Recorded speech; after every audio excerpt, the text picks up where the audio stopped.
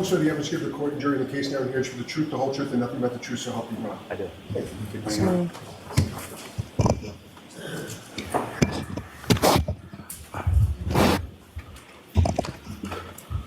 all right, whenever you're ready, Mr. Lally. Thank you, Your Honor. Good morning, sir. Morning. Could you please state your name and spell your last name for the jury? Nicholas Barros, Barros, And how are you employed, sir? with the town of Dighton. And what, if any, role or what do you do for the town of Dighton? I'm a police sergeant for the police department. And how long in total have you been a member of the Dighton Police? In total, started in 2011, 14 years this December. And how long have you had the rank of sergeant with the Dighton Police? A year and a half. Now, if I could direct your attention to January 29th, 2022. Do you recall that date? I do. And were you working that day? I was. And do you recall what kind of shift you were working on that occasion? I was working the 8 to 4, the day shift. And was that the only shift that you had worked on that occasion, or how long had you been on shift by the time you came on for the 8 to 4? That particular day, I was working from 8 a.m. to midnight. It was on a double. Now, at some point when you first came in, with reference, if you could explain to the jury just briefly or in general terms, when you come on shift for the Dighton Police, what, if any, communication, well, first and foremost, what was your role as far as that particular shift was concerned? I was the officer in charge that day, from 8 a.m. to midnight. When I came in at 8 a.m., the outgoing shift, the midnight to 8 shift, had advised me that a resident had called the police station on a 911 call requesting a ride to Brockton Hospital to meet his daughter due to her daughter's boyfriend passing away, and he needed a ride due to the snowstorm. And then, as your shift continued, what, if any, further contact or who, if anyone, reached out to you in regard to that earlier situation? Later on, I believe it was around 2:30 in the afternoon, I received a phone call from the Norfolk District Attorney's Office with the troopers assigned there, and they had stated that they were going to come to Dighton to retrieve a vehicle that was involved in a homicide.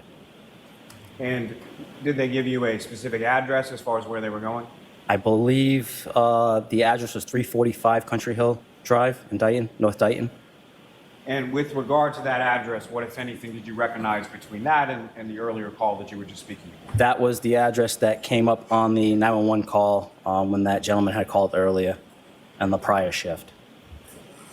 And at some point, did you come to find out who the residents were at that address on Country Hill Lane? I did. Okay. Who did you find them to be? It was the Reed residence. All right, so Sergeant, I'm going to ask you to keep your voice up, and Mr. Lally, you too. Thank you. And the Reed residence, was that a William and Janet Reed, is that correct? Correct. Now, as far as you received that call at about 2:30, do you know specifically who you spoke to around 2:30 in the afternoon? Trooper Michael Proctor. And as far as that earlier information that you were talking about with the 911 call, what, if anything, from that did you impart to Trooper Proctor? I advised Trooper Proctor that we did receive a 911 call on the midnight to 8 shift about the resident looking to get a ride to Brockton Hospital. And during that initial call, how was it sort of left as far as what, if anything, you were going to provide as far as assistance or with regard to the troopers on that first call? On the first call, the troopers just had asked me if I could meet them at that residence as a courtesy since they were coming into my jurisdiction. And what, if anything, did they indicate to you as far as where they were or when they felt they would be arriving in that area? Trooper Proctor advised me that they were heading, I believe, from Canton, and once they were about 10 minutes away, they would recontact me so that I could meet them at the residence. And subsequently, later in that afternoon, did you receive further contact from Trooper Proctor? I did. And do you know about what time that was? I believe the first phone call was around 3 p.m. that he had called me and said that they would be there in about 10 minutes. And upon receiving that call, what, if anything, did you do? I had contacted, Trooper Proctor had asked me to contact our tow company to have them meet us at the residence as well, And I said once I hung up with him, I would contact the tow company and then respond to that address on Country Hill Drive. And is there a specific tow company that the Dighton Police uses with regard to towing of vehicles within the town? During that period, it was Diamond Towing. And so did you contact someone at Diamond Towing in reference to responding to that address as well? I did. I contacted the owner, and he responded. Now, as far as that area of Dighton, if you could explain to the jury sort of what you observed as you were coming down towards that residence on that day. Okay, so when I responded to that address, that street is off of 138. When I turned onto Country Hill Drive, I was traveling west. When I arrived on that street, I observed a black pickup truck parked on the street facing east. I was flagged down by that black pickup truck by the driver and was told that they were the troopers that I had spoke to, Trooper Michael Proctor and the other sergeant. Sergeant that left the room as you were coming in? Correct. And what identification did they provide to you in reference to that? They showed me their ID and their badges. And then from there, where did you proceed? I had parked my marked police vehicle at the end of the driveway since it was a snowstorm and we could not get into the driveway. And then we walked up to the residence.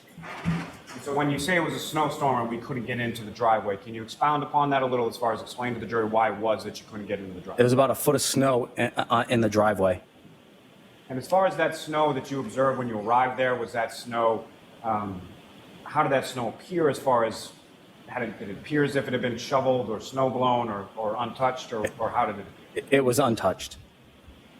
Now, as you're going through the snow, and correct me if I'm wrong, but it's yourself, Trooper Proctor, and the sergeant from the state police, and who, if anyone else, is going along with you? I had an officer that was field training with me that day, and he was with me as well. And we went up to the residence. And as you're walking up to the residence, what, if anything, did you come upon as you're going towards, say, any door or getting closer to the home? I remained at the garage. The two troopers went to the front door and made contact with the homeowner. Now, as far as you were there specifically for a vehicle, correct? Correct. Did you observe a vehicle in the driveway at any time? Yes, we observed a black Lexus SUV in the driveway. And what, if any, observations did you make to the rear area of that vehicle specifically? At first, I did not go up to the vehicle. I just remained at the driveway and waited for the troopers to come back. And once they came back, they were let into the house through the garage. I had walked in with them briefly and then went back out to the garage and remained with the vehicle. And as far as at any point in time, did you have any conversation with anyone named Karen Reed that day while you were at the house? I did not. Now, with respect to you come back out to the garage, is that correct? Correct. And the troopers are inside the house, is that also correct? Correct. Now, at some point, do other vehicles come down to the driveway area of this residence that you were at? I had contacted the highway superintendent after speaking with the troopers about how to retrieve the vehicle since the driveway was untouched and had about a foot of snow. I had made the decision that I would call the highway superintendent and see if that he would come and plow the driveway so that the tow truck would have access inside in the driveway.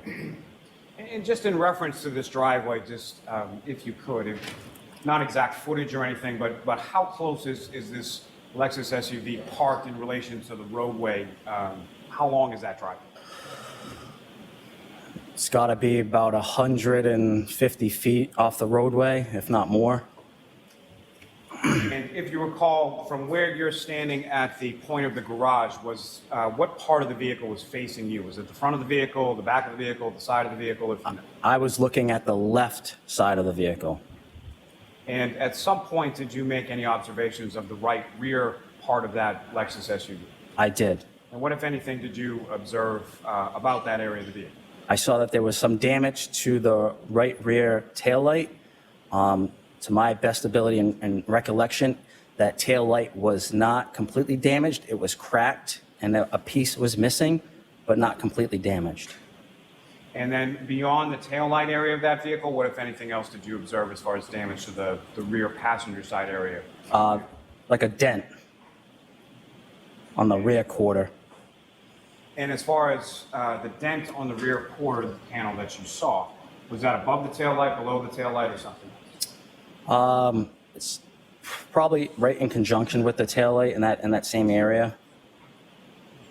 And from the time that you made these observations of the vehicle, at any point did you go sort of physically up to the vehicle?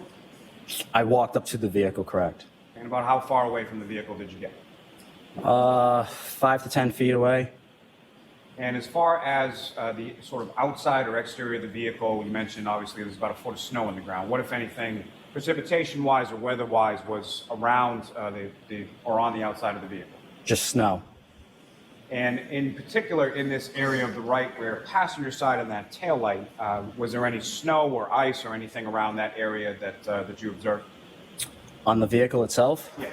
Yes, on the vehicle there was snow on the vehicle. And not to put words in your mouth, but sort of caked on there, is that correct? I guess you could say caked on, correct. So you'd reached out to the highway superintendent to have someone come out and plow the driveway, correct? Correct. And do you know about how long it was between the time that you made that call and the time that the plow driver came out to clear it? Less than 10 minutes. And the sort of clearing of the driveway and the process of that, do you know about how long that took? I'd say another 10 minutes or so. And as far as the time that the troopers went into the house, at some point the troopers obviously came out of the house, correct? Correct. Do you know about how long it was that they were inside of the house? More than 30 minutes, less than an hour.